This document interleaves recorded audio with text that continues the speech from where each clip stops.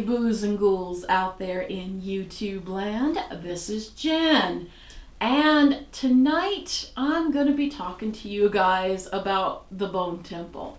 And I know I'm about a week late and $1 short, but if you guys are still interested in my thoughts and what I have to say, well then, stick around.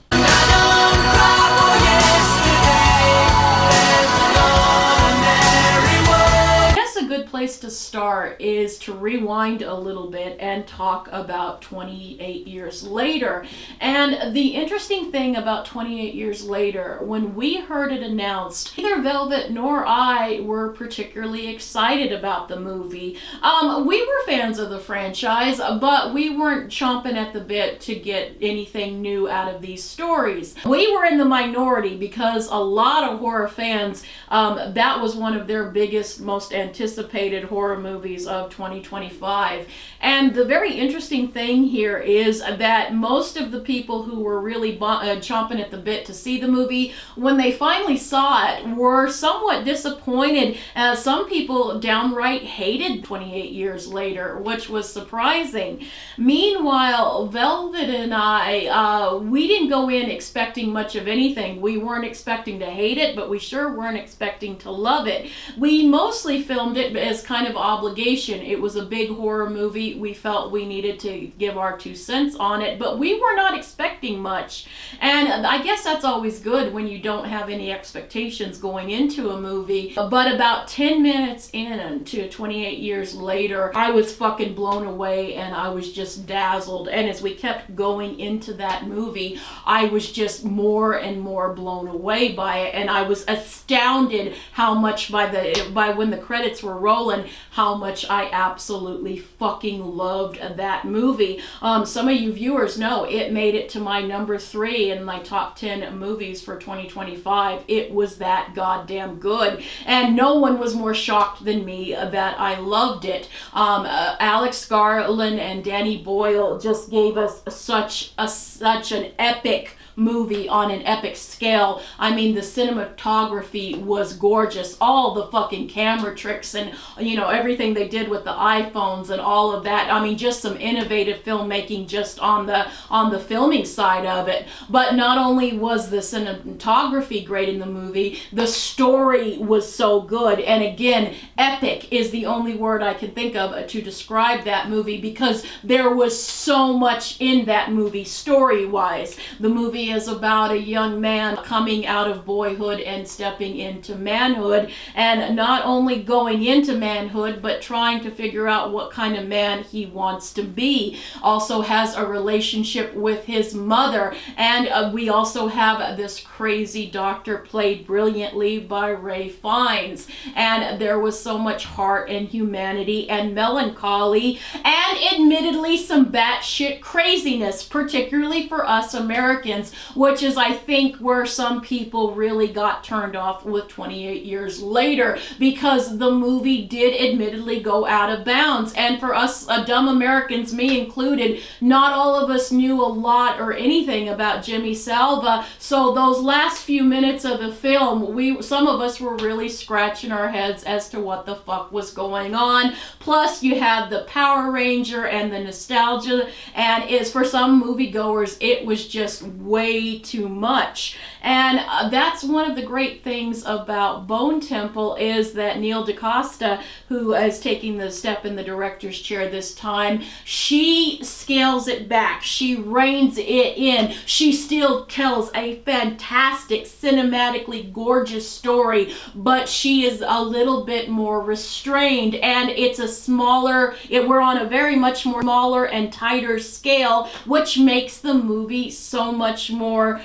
focused. I mean, this is a very focused film, and I think if people who you might not have loved 28 years later the way I did, I think you give Bone Temple a shot, because I think you guys are really going to appreciate the restraint that Neil DaCosta uses. And when I say restraint, I don't mean that she doesn't deliver a fine fucking film. She does. It's just, we pulled it back, we toned it down, which is funny silly for me to say toned down, because the one thing that I think that horror fans are really going to appreciate with this movie is that we really amp up the gore and violence. I know one of the complaints from 28 Years Later was the fact that some people said we didn't get enough of the zombies. It was a little too slow. That runtime really was overindulgent. This one, not so much. This movie is very fast-paced. You feel like it just breezes by, and we also, not only the direction from Neil DaCosta, but we also have two fucking powerhouse performances. The whole cast is great, but the two standouts are Ralph Fiennes and Jack O'Connell. And let's start with Jack O'Connell, because he is just the horror lover's gift that keeps on giving. He gave us such a phenomenal performance in fucking Sinners, and he does so again with the leader of the Jimmies. And I'm calling it now, guys. Jack O'Connell's performance in this is one of the greatest horror villains to come along in a long time. And he is such an inhumane piece of shit. But then you also got to remember, this is the same character that saw his family brutally massacred as a little boy from this rage violence. Like, you can kind of almost have sympathy, even though he does some horrific shit. Another big praise of this movie is it made Jen go, God damn, in a couple of scenes. And I'm a very desensitized horror fan. Like, I've been watching it since I was 4 years old. But so it takes a lot for Jen to go cover her eyes and go, oh god damn. But there was a couple times in the theater I was going, oh god damn. But on top of that, another thing that I really like is that Alex Garland delivers a story that is unexpected in so many ways, because while we do get the gore, he delivers us on the gore, and what he also delivers in this story is a lot of unexpected humor and humanity. And when you counterbalance it with all the inhumanity in the movie, everything just mixes so well and vibes so well that you just get a fucking chef's kiss. And you gotta give it to Alex Garland, who he's not always been a favorite of mine, but man, did he deliver such a story. And again, you bring in DaCosta's a little bit more restrained, more focused, and just stellar direction, and you've got something really special on your hands. Another thing that makes the Bone Temple so striking is how bipolar this movie is, because again, it literally jumps from scenes from humor, horror, and humanity and inhumanity, and it never feels disjointed, it never feels mumbled or like, what the fuck are we doing here? But I was going on about the performances, right? And while Jack O'Connell is a fucking fabulous fucking, gives just one of, like I said, one of the greatest horror villain performances I've seen in a long time, he's very much counterbalanced by fucking Ralph Fiennes, who again delivers just this bonzo crazy epic performance, and it's a physical performance. It's filled with humanity, and there's some surprises about this movie. And Ralph Fiennes has this wonderful relationship not only with Jimmy but also with one of the alpha infected zombies, and that is where some of our humanity comes in, right guys? Because he decides he's a doctor and he's trying to heal him, and he takes this alpha zombie named Samson, and he is trying to heal him, to take away the rage virus, and he does it in very little tiny increments by drugging him. And there is a great scene in this movie, the first time he attempts this, he's doing this noble thing and he's thinking, okay, this is gonna be great, and then when he's actually up close and personal with this alpha zombie who could eat his insides, 7 ways to Sunday if he wanted to, this might not be such a good idea. But slowly but surely a friendship and a bond forms. And again, you look at Ralph Fiennes and his humanity, and you counterbalance that with the inhumanity of the Jimmies, and it just makes such a thing. One thing I was really strikes me about this movie is Velvet laughed at me, and I'm sure you guys are probably going to laugh at me, but when I was sitting in the theater, one of the things that this movie another movie that this this movie really reminded me of is Cannibal Holocaust. You know how that famous scene where the doctor strokes his sexy beard and goes and has his pipe in his mouth and he goes, "It makes me wonder who the real cannibals are." Well, in this movie, it's the same thing, only instead of cannibals, it's monsters. But same thing, right, guys? Because this movie is asking the questions: who are the real monsters of this world? And it's not, the monsters aren't always the infected, brain-eating zombies. It's actually us humans that are the monsters. Go figure, right? That seems to be a compelling narrative in many horror stories, both new and old. As much as it does lean into humanity versus inhumanity, another thing that I really appreciated about this movie is just the wonderful and unexpected humor. And DaCosta seems to know when to, because like I said, there are scenes in this movie that had me going, "Oh, god damn!" And then immediately afterward, we'll get a funny scene with our cult leaders of the Jimmies. With this cult of the Jimmies, you see these kids, and they're having to, you take someone's place. To join this group, you have to take someone's place and basically kill the other person to get the place. One of the kids looks at the other kid and goes, "That doesn't sound like normal screaming," and the way it's delivered, it is so funny. And there's another great scene with our leader Jimmy, and he's talking to Ray Fiennes, and he goes, "An atheist, huh?" It's basically atheist Ray Fiennes and Satanist our leader of the Jimmies. And but again, you find commonality between these two, but they're very much different sides of the same coin. Not really the same coin, but you can see something with the scenes with Ray Fiennes and Jack O'Connell. They're just absolutely fucking magic.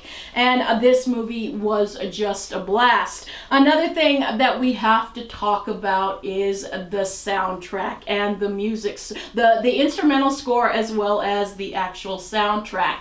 And if you would have told me that a movie that would work so well with songs from Duran Duran and Iron Maiden, and it would work as so seamlessly as it does, I would have said no fucking way. But this movie manages to bring Ordinary World from Duran Duran and then bring together one of the most legendary metal bands of all time, Iron Maiden, in the same movie, and make it work and make them go counter opposites of each other and make them play so well off of each other. I would have not believed you. It took seeing this movie, just going wow, to see the soundtrack choices of this movie. It is absolutely fucking phenomenal and so much fun. And in the scene with the Iron Maiden scene, if you guys haven't seen the movie yet, I'm not going to spoil it for you, but literally Ray Fiennes brings out his devil horns and his theater kid credentials, and it is such a fucking epic scene, and any metalhead out there is just going to be having a blast. But I think the metalheads will also appreciate the Ordinary World and Duran Duran. Would have never thought a shot with a grown man dancing with a infected, rage-filled alpha zombie to Ordinary World would be so fucking beautiful. It makes you laugh when you initially see it, but then it also just it hits you in your heart and you go, oh wow.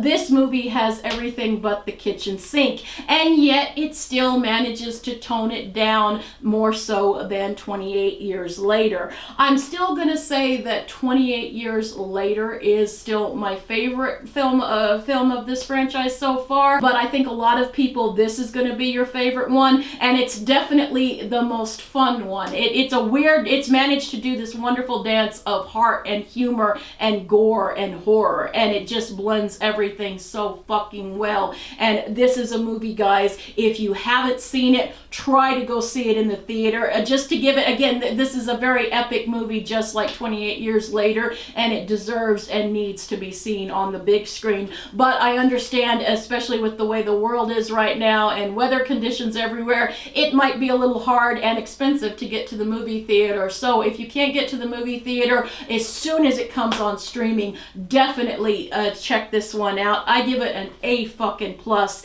It just wins everything in heart, horror, humanity. This movie has everything, and I will say right now, guys, even though it's a January film, this is going to be on a certain list at the end of the year, and probably in my top 5. Will it be my number 1? Probably not. It's a little too early in the year to say that, but I don't think it's going to be any lower than my number 5, and I could see it even going a little bit higher than that. This is a fucking special movie that horror fans really need to get on the ball with. It's just, I'm calling it now. It's just fucking perfection. But that is all I have to say about Bone Temple. I hope you guys have enjoyed this review, and as always, I thank you so much for tuning in. I love you guys, and until we meet again, keep watching and talking horror. I love you guys, and I'll see you in the next one. Bye, guys.